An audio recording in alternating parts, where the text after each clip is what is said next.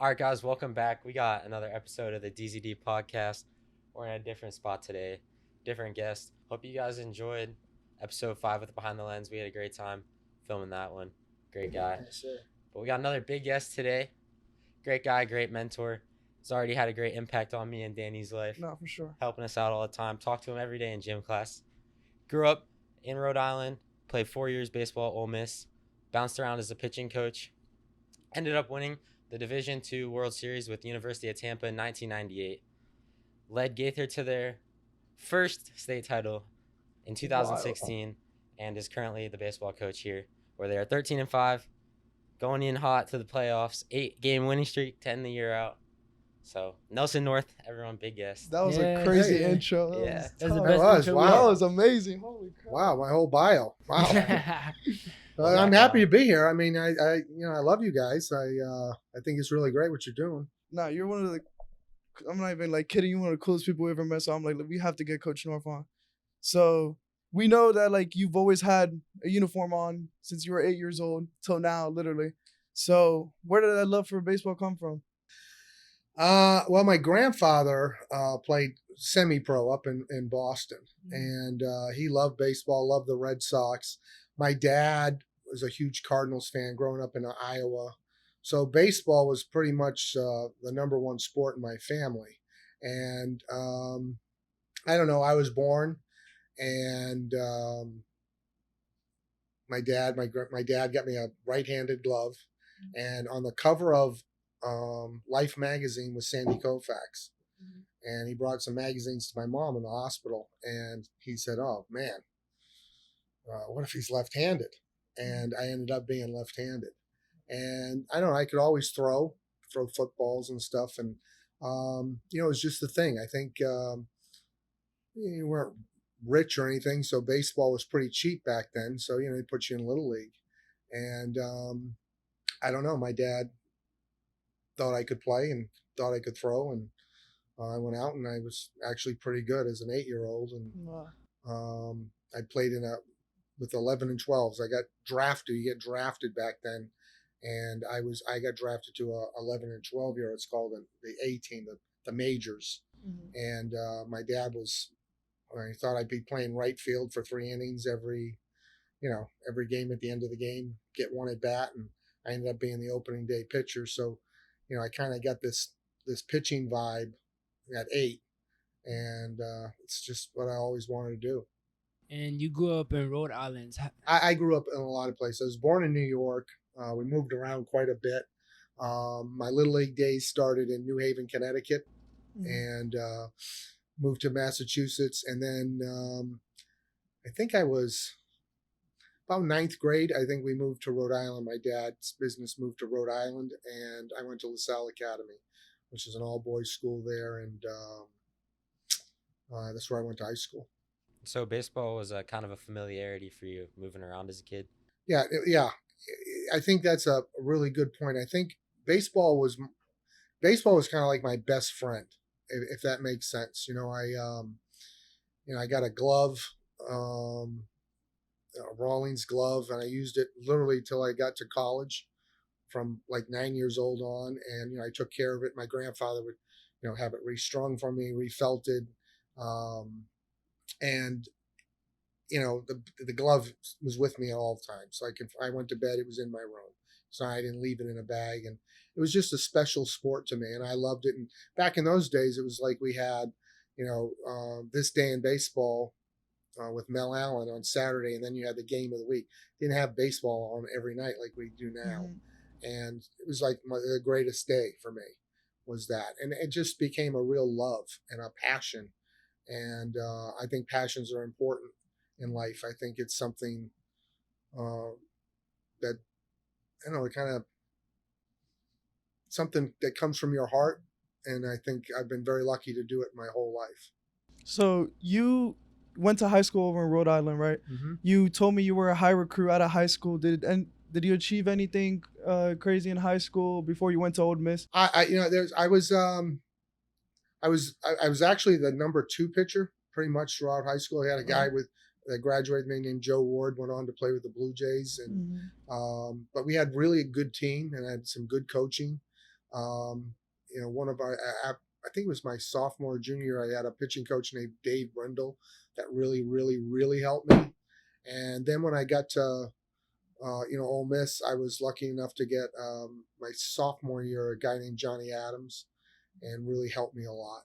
And and then I played for Jake Gibbs, who passion was his strength, and he played for the Yankees for like 11 years, and it was still like a childhood game to him. So I think that for me, um, I've been lucky to be around a lot of people, from my grandfather to my dad to certain coaches that have, I think, encouraged me and kept me motivated to be the best that I could be. And along the way, I feel like there was no pressure, but it was never work to me to do any of this. It was just, I just loved it. And there's no place I'd rather be than on a baseball field.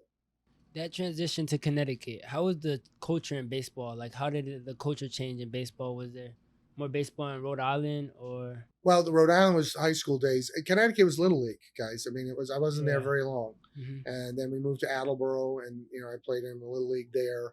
And I went all the way to, I think, through 13, 14 with that Little League. The fields just got bigger. You went to different fields, Yeah. but it was baseball, and it was just a different time. Mm-hmm. I feel bad for my players because they've never had the chance to just go to a field together where there's no dads, there's no coaches, and just play. And I made a hell of a lot of mistakes at those fields with my friends, but it wasn't magnified, and you figure it out. And now you got to have a pitching coach, a hitting coach, and this and that. And I think there's a lot more pressure. And I think that travel ball and showcase baseball is kind of put too much on kids to be an individual in the game. And it's truly one of the greatest team games there is. And you can go 0 for 4 and make 2 errors, and your team can still win. Mm-hmm. And you can go 4 for 4 with 2 home runs, and your team can lose. So it's a really a great team game. And for me, it's the greatest game. It's just it's the only game where the defense holds the ball. Mm-hmm. I mean, it's different. What was the process of recruitment back then, and picking a school like Ole Miss?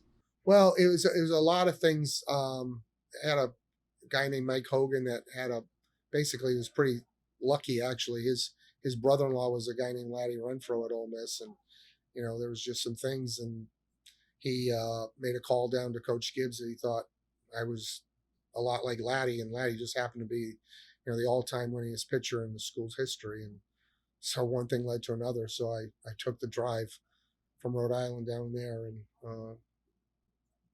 I went to school. How was those 5 years? Because you did 1 year redshirt, 4 years at. It was great. Yeah, that's what you told me. It was amazing. Ole Miss is a great school. It's smaller. It's SEC.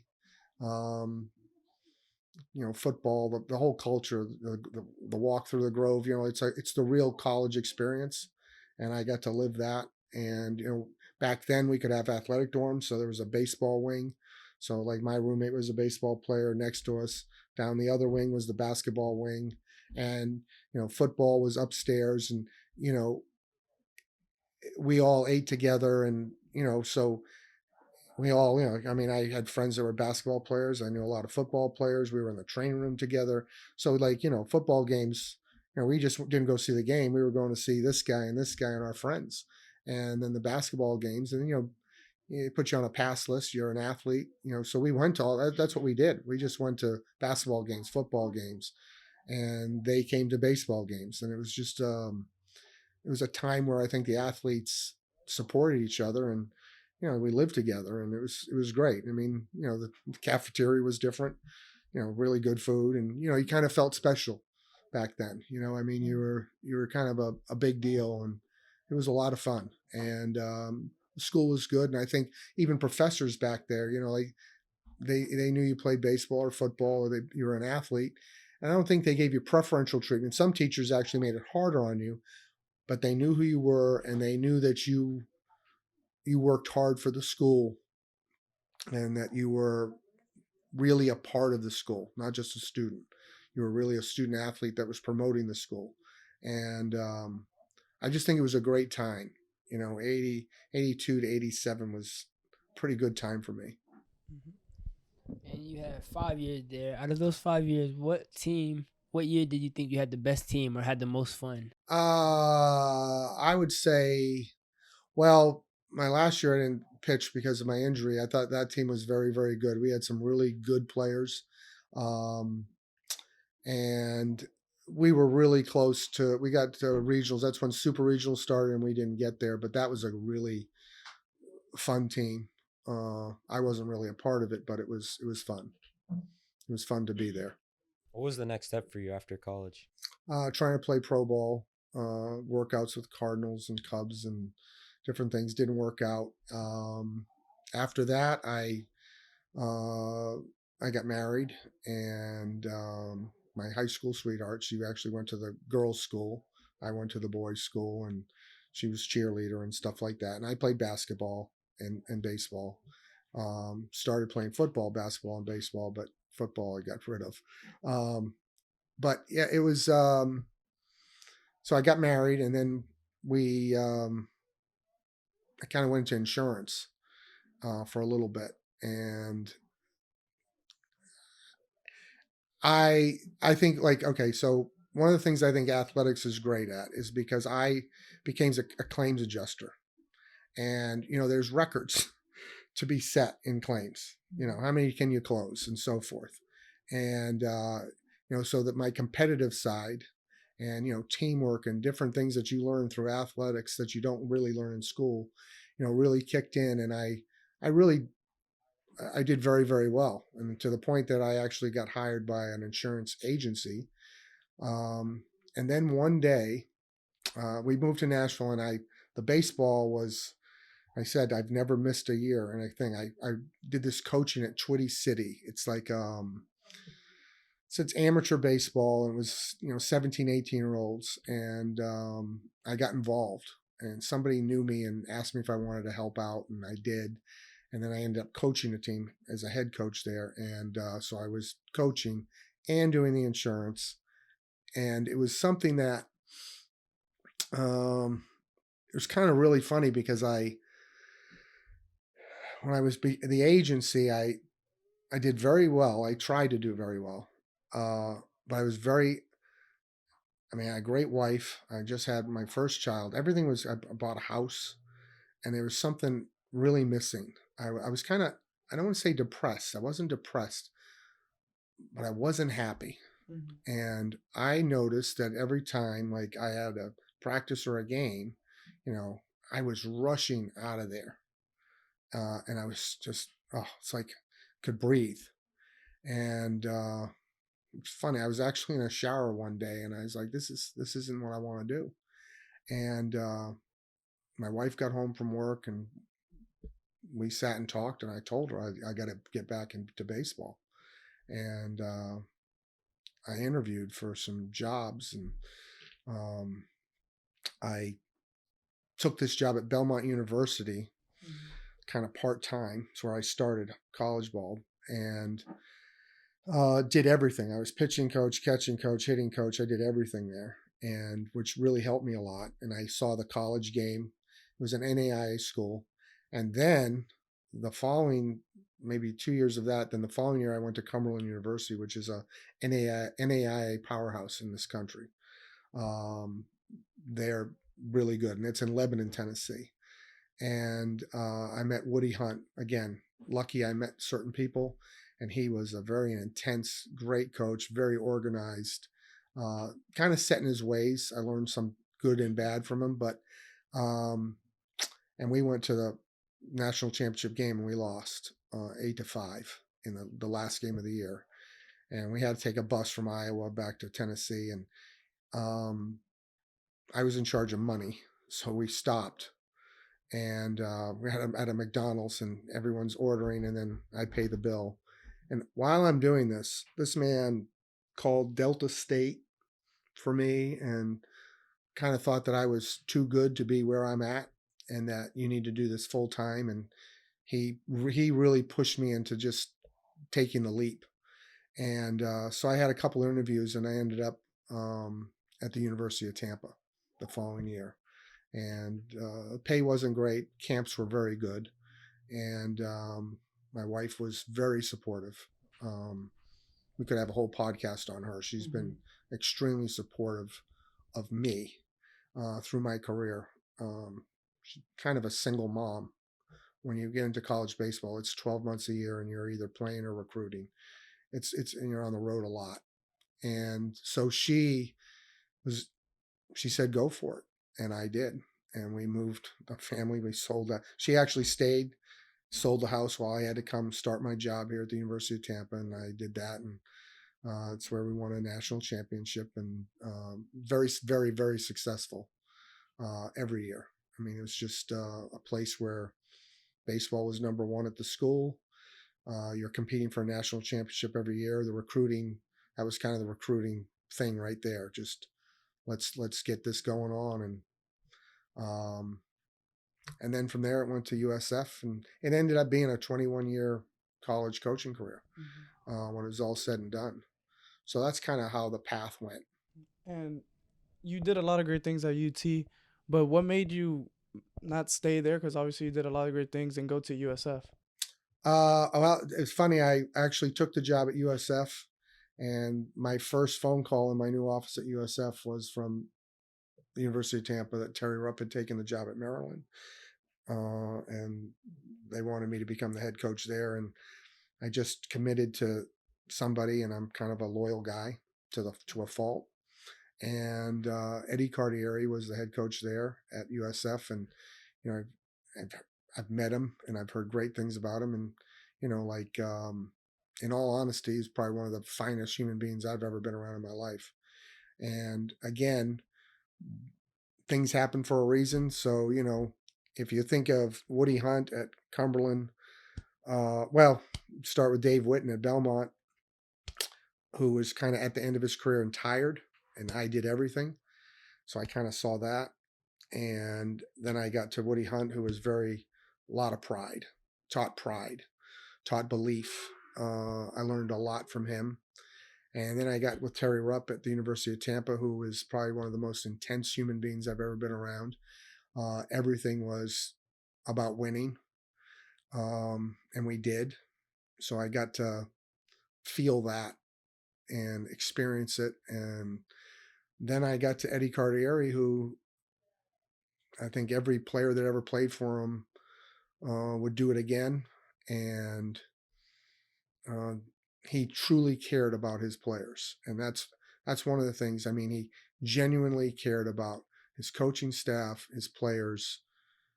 And then if you mix all of this together, you kind of got me now. An intense guy that would do anything for his players, cares about every one of them. Organized like a Woody Hunt. And then being able to delegate to your assistants like a Dave Witten. That's my makeup. So I think everything happens for a reason. So one, I got paid more at USF, obviously, as a D1 school. Probably made more money there than being the head coach at University of Tampa. Do I have regrets? I sometimes wonder if I just packed up my stuff. There wasn't much there, and I just said, sorry, I've got to take this job and let USF go find another pitching guy and go back and be the head coach of the University of Tampa. Sometimes I wonder. But then in the long run, what have I missed by coaching with Eddie Cardieri for that long? And building that program and having to recruit at the highest level at probably a little substandard facilities compared to Florida and Miami and, Florida State. And, we were all after the same guys. So the creativity of all that, I think, is part of who I am. Could you take us behind the scenes in recruiting? Because that's something I'm really interested in. How is it as a coach? Because you're competing with everyone, really. Okay, so you start with a board. You start with your team, and I think what made myself and the staffs I was with successful was first knowing your team. and like, like this is the team, this is who we're losing, this is what's coming back. So if you're a pitcher, are you going to fit into the locker room? You might have the fastball, curveball, you might have this stuff, but does your personality fit? Academics, are you going to be able to stay eligible? Are you going to be able to handle our criteria, our standards of academics as a student athlete? And you have to really try to look. I went and saw guys multiple times. I wanted to see them do well. Obviously, that's why I'm there. And I also want to see when they fail, and what does that look like? Do they stay confident? Because we are all going to go through it. In baseball, it's a game of failure, and you want to see some failure. And does that guy fit into your program? Does he belong in your locker room? Does he add to your team? And I think when you do that, you start putting up a board. And there's the top right-handed pitcher that you want, and so forth. And you have 2, 3, 4. And when you're recruiting, the 4 guy, when you're talking to him, he's your number 1. Okay. Now, if number 1 commits and number 2 commits, well, there's no room for 3 and 4. Then you have to get off him. But it's a sales job of something that you want and what you need. And so when I tell my players here at Gaither, I think the most important thing is that you're wanted. A lot of schools may want you. How many of those schools that want you actually need you? And then, are you going to be patient? Are you going to be a red shirt? I never wanted to be a red shirt. I ended up being a red shirt. Hindsight, great for me. That year of maturity, that year of getting stronger, year more becoming a man, made me a better player as a sophomore playing as a freshman. And I think that's what the recruiting is very difficult. Now, it seems like there's these showcases. They do this. They're trying to get kids to commit, their junior year, sophomore year, get on, Instagram, social media, say, I've committed to the University of Florida. I've committed to USF. I've committed, which there's nothing on the school side that's, saying, you get hurt, we're off you. But what I think sometimes it does, it can penalize the athlete, because now you say you're committed to Florida, now USF's off you for the next 2 years. He's going to Florida. And if it works out, it works out. But now certain doors don't open. And then if they get off you at the end, then they might help you get to a JUCO or something. But, now you're not going to Florida. And all those times you might have been, a weekend pitcher as a freshman at USF. So I think that's the big thing. And some of the schools that you have to realize that some actually do coach and some just have a lot of talent. And where do you fit into that? I'm a stud. I'm a 5-star, whatever. You're going to go play. But some schools get a lot of them. And then there's the guys that get 2 stars, 3-star guys. And you have to make them better. So the coaching staff, I think, comes into play there. Is this a staff that's going to make me better? And I think you have to have a comfort with that. Does that answer your question a little bit? Yeah, for sure. So one of my questions was, like, you've coached several kids who went to the league or played minor. I know they're obviously talented when they come out of high school, but what's something in your coaching style that helped them reach that next level? I think one, it's the person. Number one, yeah, it's the player. The player gets there. What coaches do is, one, you make them better. If it's a pitcher, you get their mechanics repeatable, and then that repeatability starts making them better. And then you start getting into the fact that, the belief system. I mean, how good are you? If you don't believe in yourself, how is anyone else gonna? And you can't fake it. Fake it till you make it. I understand that phrase, but you really can't fake that confidence, especially in baseball. You've got to know you're good. You got to know that you can hit. You got to know. And I think a coach is very prevalent in, I guess, developing that confidence, like, that belief. Um, and guy has a bad outing, pouts, you have to jump that ass. You got to, who are you? Is this what you're going to be? Or are you going to fix this? So I think a lot of things have to happen. And I think that's the big thing. Some kids just have a lot of talent. And, the minor leagues are filled with guys that can throw the ball 98, 100 miles an hour. And most of them never get to the big leagues. What's the difference? I think it's the mental side of it and that belief that, I can get anybody out. I can go right now and I can face Trout and I can get him out. Not strike people out, but, or I can go face, best pitchers in the world and I can hit a ball hard. And what's something a player can do? Because I kind of had that problem a couple years back that mentally I just was checked out in basketball. And just you've had several athletes that probably been checked out. What's something that like you've done as a coach to like help them? Well, I think show them. Like I think you have to show that player, what their talents are, and how did you get where you are right now? How did you get here? I mean, are you ready to check out? Are you ready to give that up? I mean, what did you do? How long have you been playing basketball? How long have you been playing baseball? How many games have you played? How many at bats? How many innings have you pitched to get here? How many weights have you lifted? And now you're gonna. Is this what you want? And if it's a heart problem, I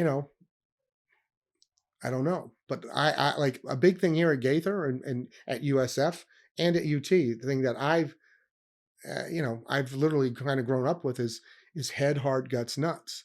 And if you don't have all four of those, you're not going to be the player you want to be.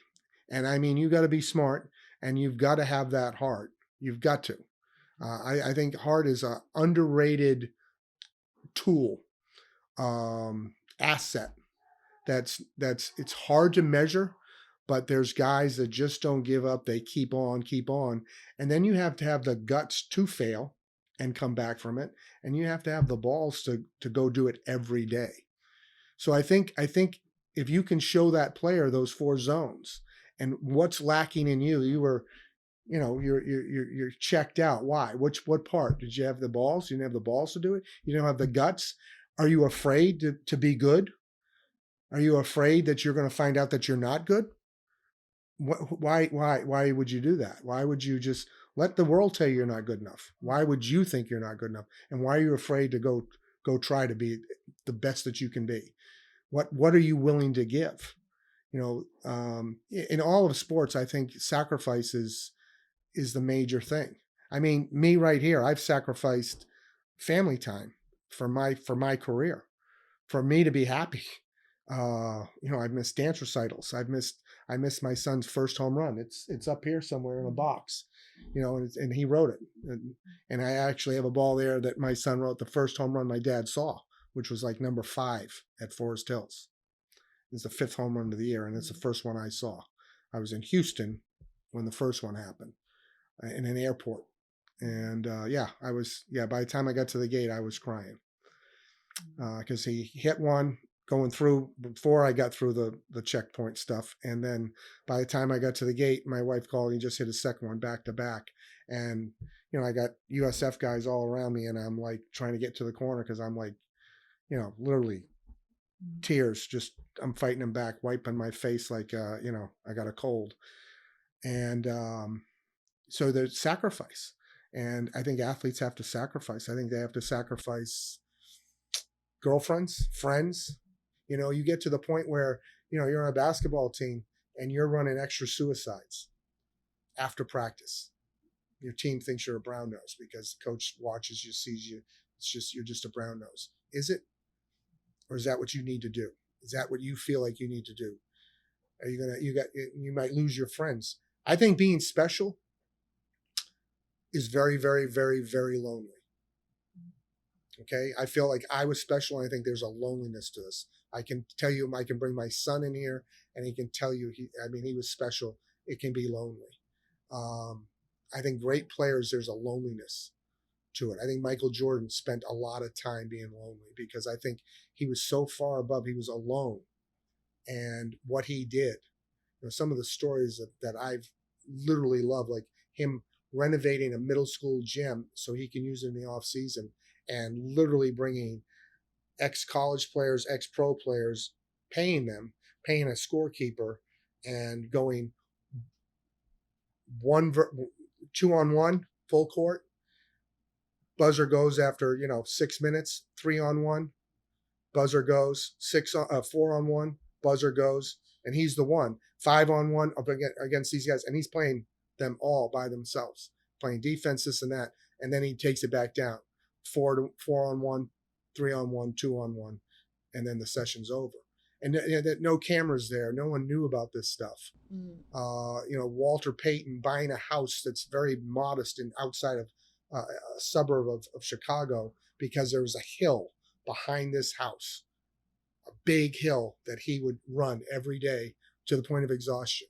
And his wife would tell the stories of, Walter would go run. He'd run to the top, he'd jog down, hit the bottom, he'd go back, he'd go back, he'd go back. And to the point where his legs gave out and he was laying on the side of the hill somewhere, top, bottom, middle, until he could get enough energy to get up and walk inside, take a shower, and do that every day. I mean, it takes none of his friends, none of his teammates are going to do that. Mm-hmm. So I think that's what makes people, I think the great ones have that, but I think you have to be prepared to sacrifice. I think it could be lonely. And I think that's a big difference in athletes. I think you have to really, really, really want it. Then you go back to that heart. And how bad do you want it? If you have a girlfriend and you love her, she's the hottest girl in the school and she's dating you, but she's pulling you away from basketball. She's pulling you away from your dreams. She's pulling you away. You got to dump her. Does she really love you? If she really loved you, she'd know what's in that heart and she would push you. That's the one you keep. That's the one I got. I mean, I had a girlfriend in high school named Caroline, and I went 1,500 miles away and played baseball at Ole Miss.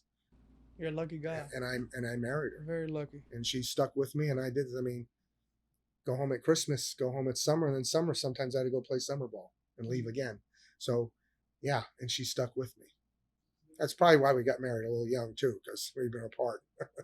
So, you ended up the coach at Gaither. Now, as a head coach, how were you able to build this program to a state winner in 2016? Well, first, you're in Frank Permui's office that I took over. Okay, so when you talk about Gaither, the first thing you got to talk about is Frank Permui. He built this. The cages, all this, the locker room. He built this. You got to understand there's only been 2 head coaches in Gaither history, Frank Permui and myself. And in that, his first year, he was under 500. My first year, we were under 500. It was only 2 years ever at this school there's been a record under 500.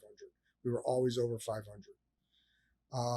There's a lot of districts. There's a lot of winning here. There's a book to your right there that has the whole history of it that I've done in kind of pictures after it when I took over. Because one thing I want him to never be forgotten. I mean, I was thrilled that he got the park named after him.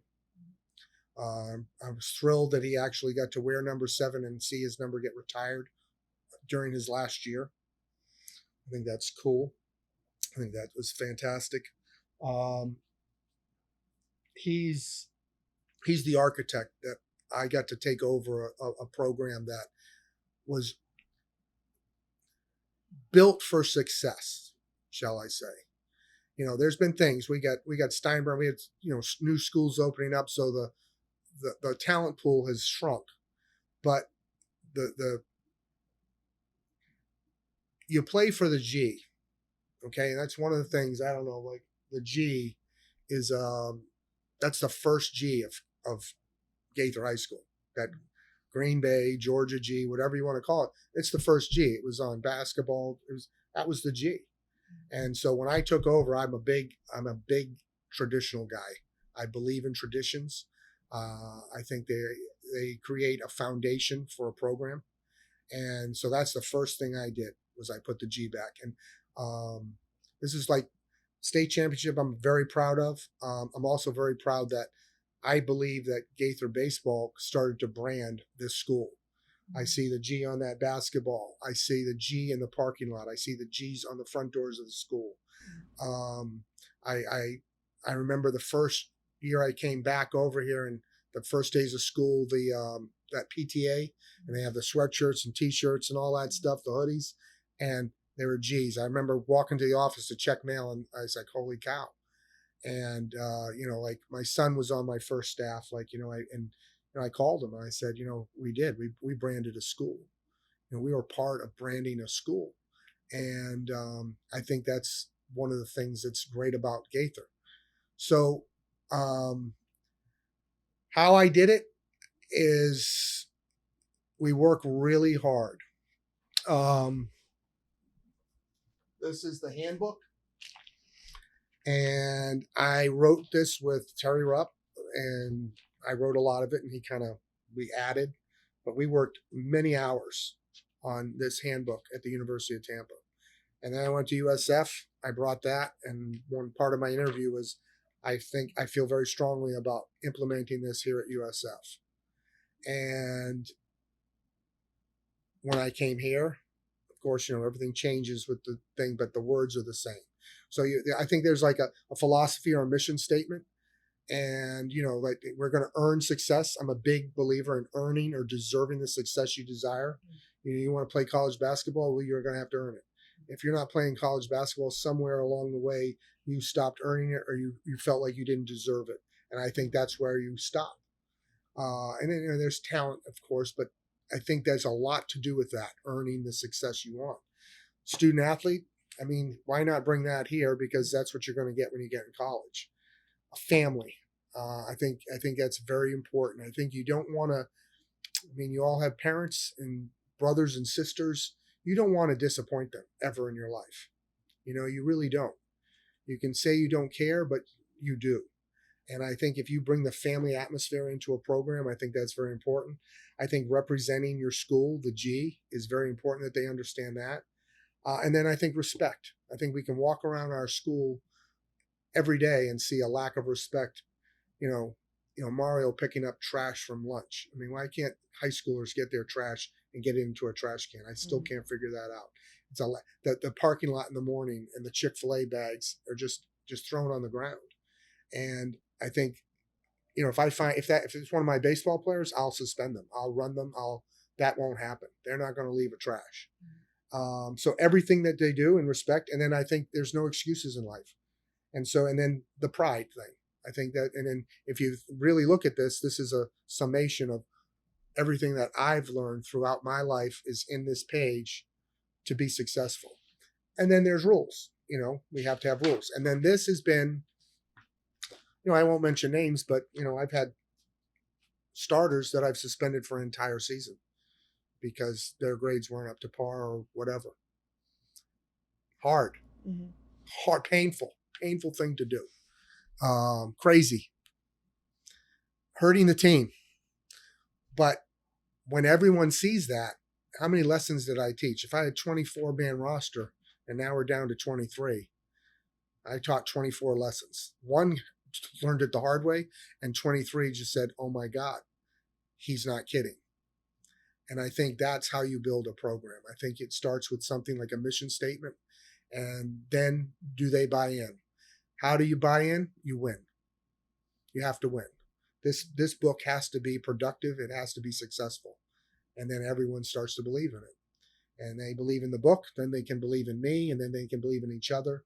And then the family is pretty strong. So that's kind of how I build a program, and that's how I would do it again if I went somewhere else. I think it starts right there. And before that season that you won states, did you go into that season knowing that y'all had a chance to make it that far? Eventually, we went through a skid. That's not like an undefeated season. This team will have a better record than that team. There was a belief. Okay, so there's a book over there called The Magic of Believing that my grandfather gave me. It is old. I'll put it on camera. Hold on. This is for you. This is it. And in this book is just, it's old.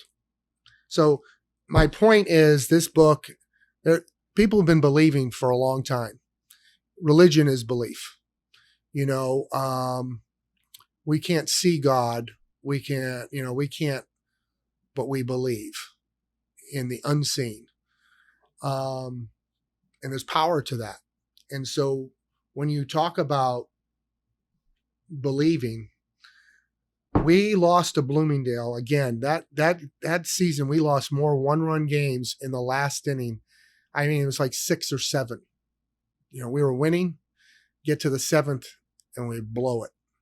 And most of the times we lost the game. It wasn't the other team beat us, we lost it. So I kept pointing that out. And Bloomingdale came here, and I'm in this office, and I heard laughing and maybe some music, and I lost it. And we had I brought that book down, and I talked about believing and how good they could be, and it was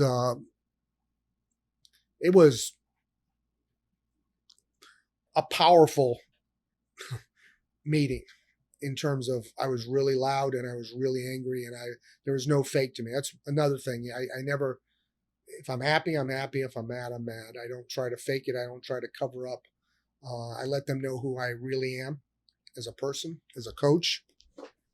And after that, the next game, you could see that book, that talk, probably more than my talk was probably what happened after in that room with each other. One of the things you can see my lockers up here. Back in the day when Coach P was here, the coaches and everyone had a locker down in the locker room. That's where my locker was. It was. And when I took the job, the first thing I did was I removed coaches' lockers, and that locker room is theirs. There's a place for them to,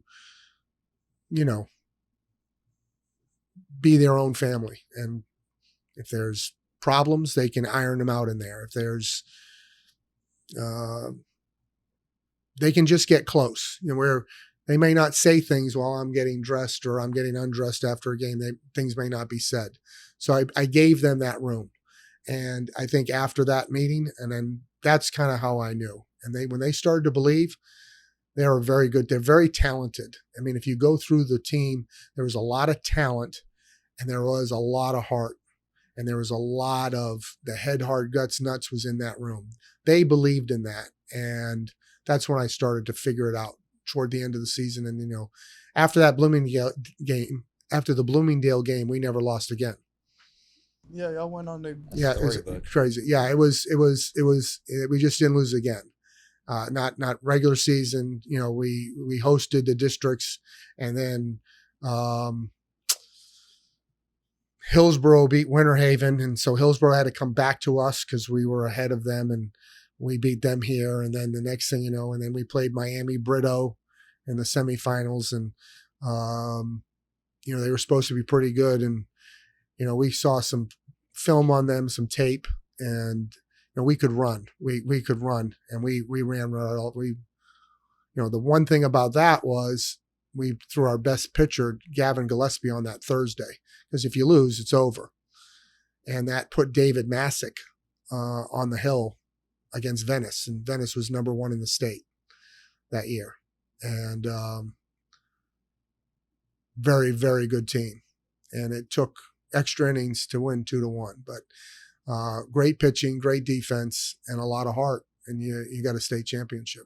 I remember being a little kid at Northdale Park. I told you I grew up there. Yeah. And it kind of felt like this whole area, even like the whole city, like saw that, and it was like amazing. Like I was like 5th grade. I had nothing to do with Gaither baseball. Yeah.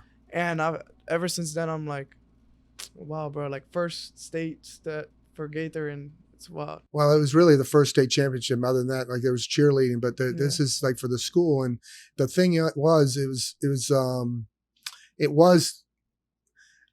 it was storybook. So you got some news involved in that. You had a center fielder from Cuba that, he learned English watching SpongeBob.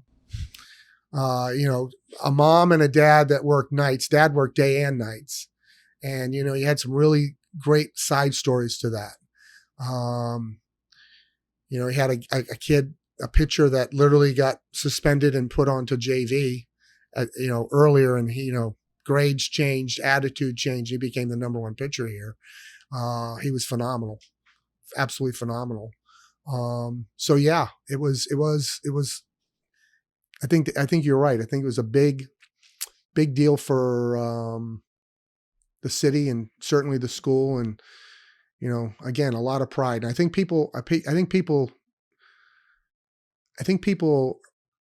are attracted to pride. I think and how we did it, and I think that was the story. Could you speak to some of the success you guys are having this year?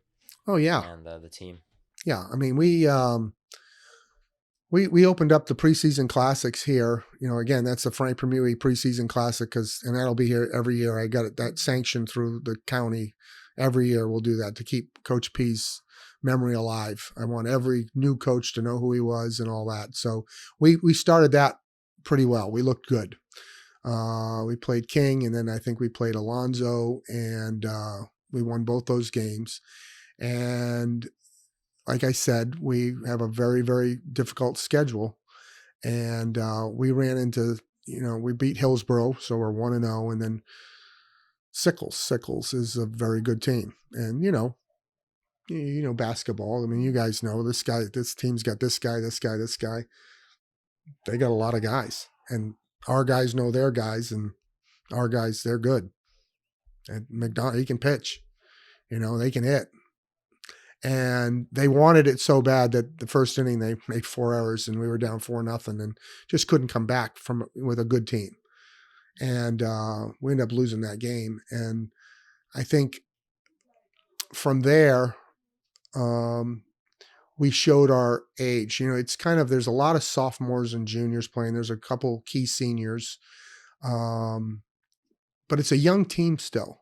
And they had a little bit of like growing pains, and we tried to stay positive. The coaching staff tried to stay positive. We chewed some butt when necessary. And we started trying, if someone was going to beat us, they had to beat us. Gaither wasn't going to beat Gaither anymore with errors or striking out looking, have a different 2-strike approach, a little different intensity. And they started doing that. And, we went on a little bit of a run after that. And then we got to Saladino. And Saladino, one of the things, if you know that tournament, that's a tournament where, I don't know, it's 50s, 60s. I mean, it's a tradition here in Tampa. So I make sure every one of my guys plays. So you get that Saladino t-shirt, you can put it on and say, I played in it. So all our guys play, and we know that coming in. And getting into some day games that we hadn't had. And it's hectic because we played Friday night. Then we opened up Saturday with Wharton and one in Saladino. Then we had to play Monday and Tuesday and Wednesday day games, 1:00 hot. But they played a poor game against Plant City on Monday and lost. And then we had to play Jesuit. They kept their number one pitcher for us, and he's good. And we lost that, I think, 5-3. We made a crucial error, and they scored that. Bottom line, they scored 5 runs in 1 inning. The rest were zeros. And if we caught a pop up, we might have won that game 3-1. And they were ranked 1 or 2 in the country at that point. Jesuit, they're very good. And I think that loss might have shown them that they're good. Like we talked about, like as a group, they think they're good. And we got done with Saladino, and I think I gave them the rest of the week off, and we came back, we practiced, and here we go. We haven't lost. Yeah, and since you have a very young group, was it hard to get them to believe and all this? You were telling me that they're young. Yeah, they're hard. I don't even know if they understand belief. You have to kind of, I do. I bring up a religion and say, okay, do you believe? If there is a God and you believe, you're going to get rewarded, right? If there is no God and you believe, what have you lost? But if you don't believe and there is a God, then what have you lost? So I try to let them understand it through that, because I think we've all been learning that since we were little, right? If you go to church or you read the Bible so I try to get them to understand belief first, and then to believe in another 10th grader or something like that, or a handbook for that age is tough. But once they start to get it, and I have cards, I write believe on every lineup card. Since 2016, that's what I do, because we talk about this because it's big. But believing is big. I mean, what is it? If you believe it, you can achieve it. I mean, there's posters, I mean, belief is huge. And like I said, if you don't believe in yourself, how is anyone else going to believe in yourself? And then if you don't believe in yourself as a team, how's anyone else going to believe in you as a team? And I think they're starting to get it. I really do. I think they're starting to expect to win. I think they took the losses that taught them lessons, and I think they kind of remembered it, to be quite honest with you. I think it's a great group of guys. I mean, a lot of the baseball players, they're great guys. They're great people, and they do work hard. They get after it. I read after y'all went states, you had this article. I don't know if it was I think it was with Tampa Bay Times, and you were talking about how believing and being together was like the main reason y'all won that whole I do. thing. Yeah. I believe that for a basketball team. I mean, you guys know I go to the basketball games. I go to the football. I'm a Gaither fan. I coach here, but I'm a Gaither fan. I think this is a great school. I want this school to be the best athletic school in the county, and I think it could be in all sports. You get the right people in. You know how I feel about your basketball coach. I think he's phenomenal. I mean, talk about changing a culture. Mm-hmm.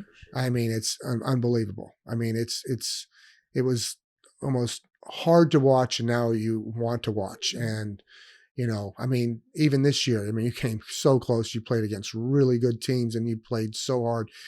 Few breaks at the end. I mean, it's just, and I think he's going to build a really good program. Yeah, we believe Gaither's in good hands in every sport. Like when it comes to football, basketball, baseball, Gaither's in good hands. Yeah, and as students, we really appreciate like the coaches around us. Yeah.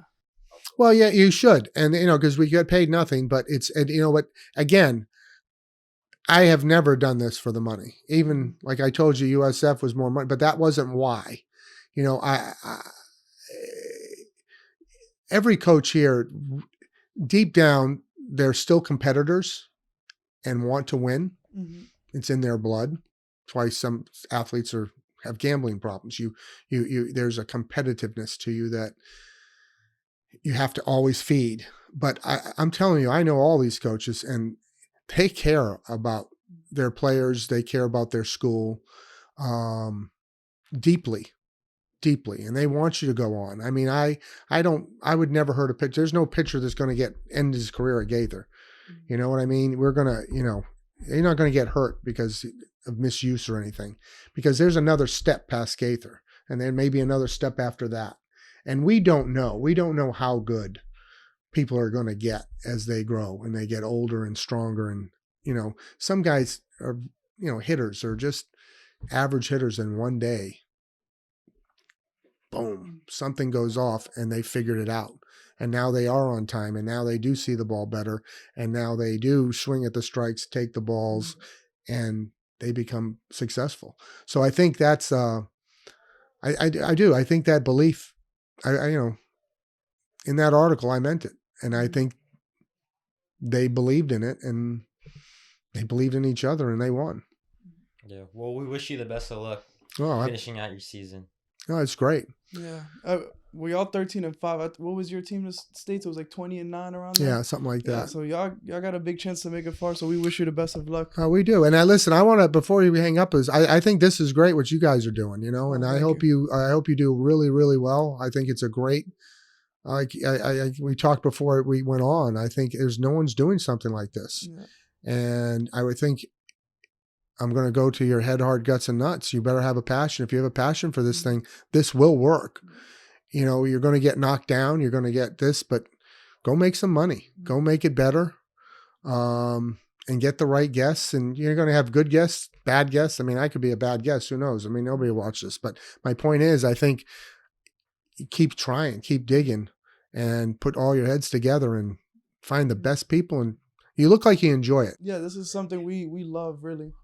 Well, hey. It was so fun, like just listening to you talk, like so much knowledge I just gained from this talk. Like, There's a lot I Yeah. learned here that to be honest, I never learned in basketball. Like your coaching style and stuff like that's definitely gonna help Dante for next year at Gaither, and it was No. just amazing. If you want it, Dante, you got to go. You got to go hard.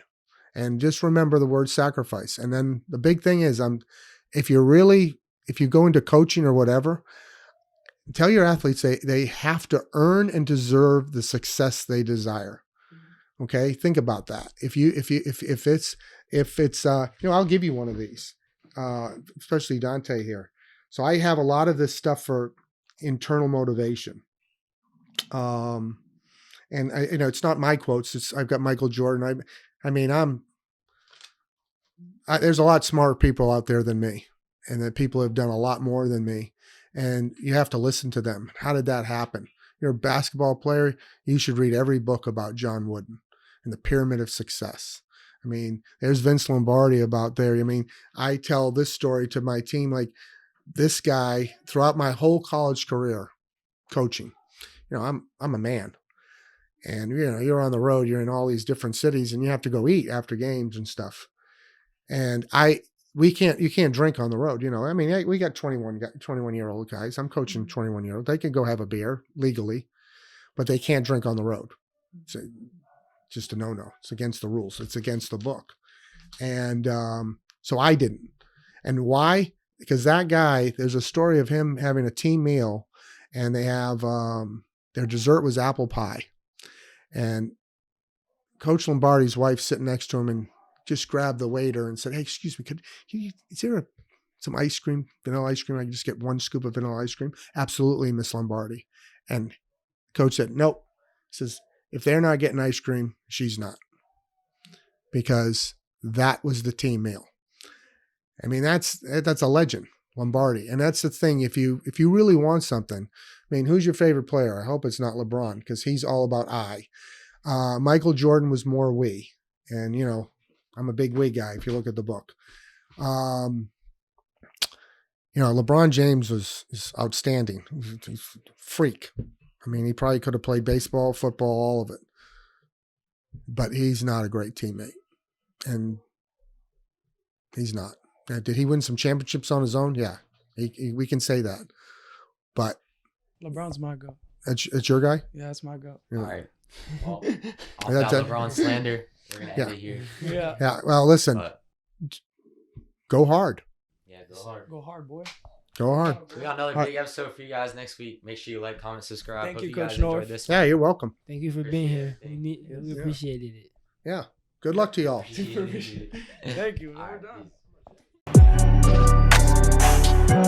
peace.